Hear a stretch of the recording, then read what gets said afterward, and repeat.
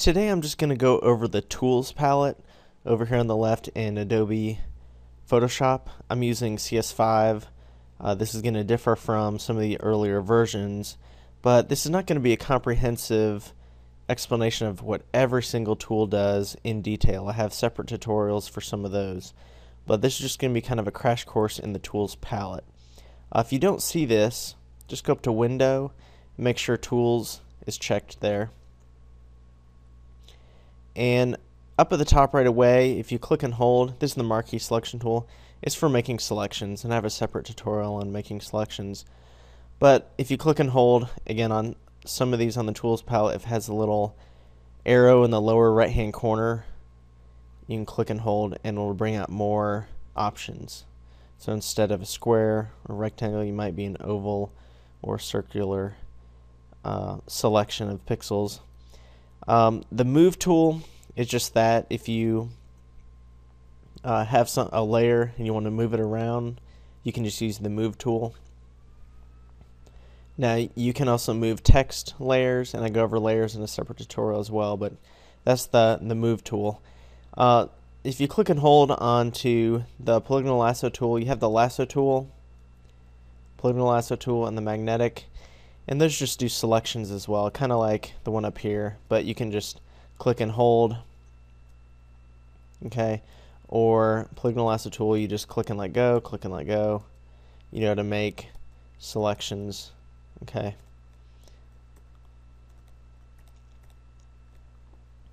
Now, the next one, these three up here basically are all selection tools. If you click and hold, you have quick selection tool and magic wand. Again, quick selection tool, if you click along the edge, it's kind of detecting the edge there, and that works. With photos with a definite edge, it's going to work better than other ones where it's not as clear. And then magic wand is just, again, you just click, and it's going to try to select pixels of the same color and closely related. I have a tolerance at 100 there. If you set that to, say, 10, a little bit less, then you can notice that it selects less pixels, only ones that are closer to it in color. The crop tool, I go over that as well in a separate tutorial, but crop tool, slice tool, if you're wanting to save, say a web page, HTML file, you can use the slice tool as one option. And cropping is just that, just click and then just press enter or return, and it will crop whatever's in there, or you can double click inside the cropped area. Now, eyedropper tool, if you click and hold onto that, again, also I want to point out that you can press I over here, and that would actually select it. Just like over here, you could press C, so it tells you the shortcut there. So eyedropper tool is when you want to just sample colors. So if I click here, you notice it changes the foreground color to whatever I'm clicking on. Okay, that specific pixel. So in some of your designs, you may want to have elements, shapes, borders that are specific hue, specific color that's pulled out of a photo. And the ruler tool just does that. You can click and drag, and it will measure various areas. Now,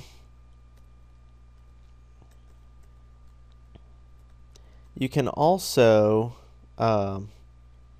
if you go over and click and hold on the spot healing brush tool, that I won't go into detail either, but you can have some effects with often cosmetic adjustments on portraits, and it has a couple other uses. And then brush tool, if you click and hold on to that, and you click and drag, I'm just painting in a brush here. That's pretty much what it does. You can change the different brushes that you use up here, and you can click the side arrow, and you can load various brushes as well. So calligraphic brushes would bring in this. You can go back to that, and you can go to basic, which are the ones that are the default ones basically. Special effects brushes, okay. And you can also go to window, brush, and you have different options there as well, like shape dynamics. You can have it change shape as you paint. You can have it scatter as well. And notice it previews it down here. You can also,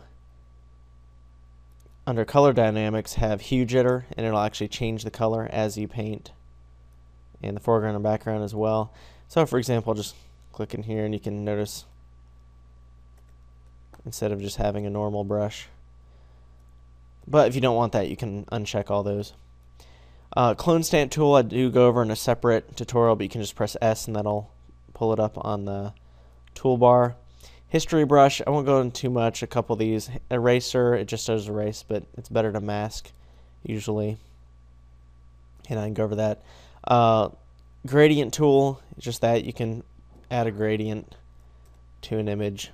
You can change the settings up here as far as the color, and you can make it a linear gradient, a radial gradient, for various effects. You can also go to window, and there's a couple options. You can pull up the colors, for example, but I won't go too much in detail to keep this short.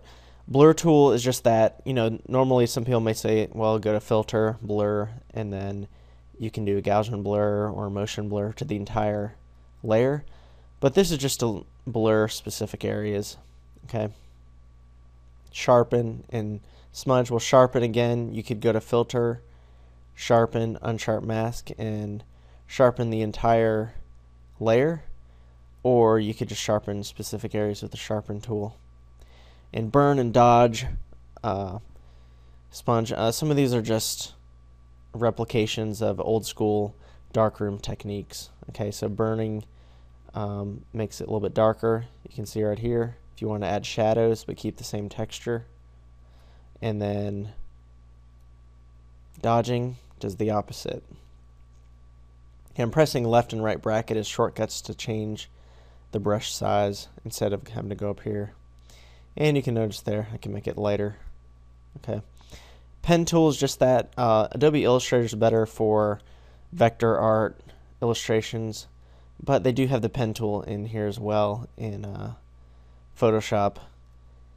And the text tool is just that. If you just click and then type in text, you can press the move tool right after that and make sure show transform controls is selected up there, and you can click and drag the side. Now you see it distorts. If you hold shift, it won't distort. Okay, then you press enter or return to apply those changes.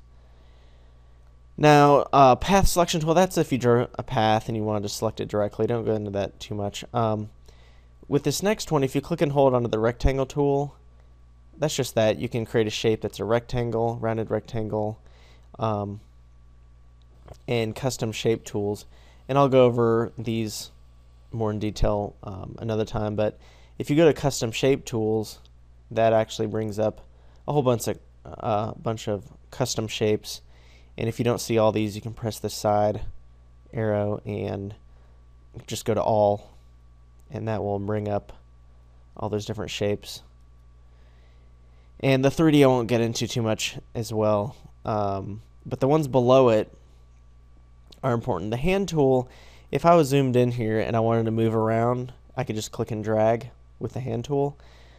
The interesting thing though is if you have a lot of these other tools selected, say the move tool, anything but pretty much except the text tool where your space bar would actually push forward the text, you can actually press the space bar. So say the move tool is selected, press space bar on the keyboard and click and drag, and that turns it into the the hand tool temporarily.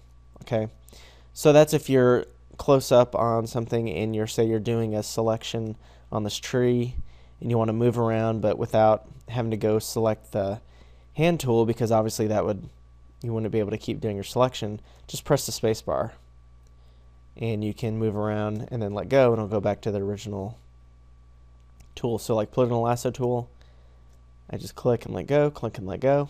Hand tool, move and then let go of the space bar, and you can keep making the same selection. Okay. Same thing with the magnifying glass, the zoom tool.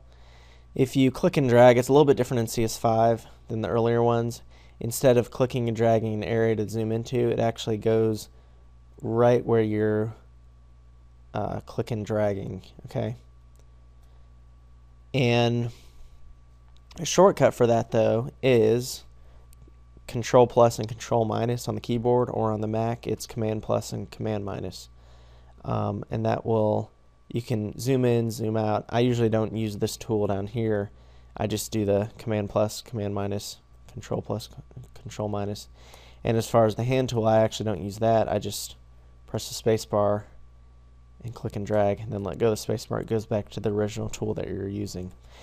Finally, at the bottom of the tools palette, foreground, background color. If you just click once, then you can choose your foreground color, of course, and this will show the RGB colors: red, green, blue, CMYK colors: cyan, magenta, yellow, black, and the web color code there as well. Okay, and then background color too. Same idea. So that's the basics. I don't go into each one specifically. I go into them more often, or more commonly used tools on here. But I have separate tutorials on some of them individually. So be sure to check out those as well. Thank you.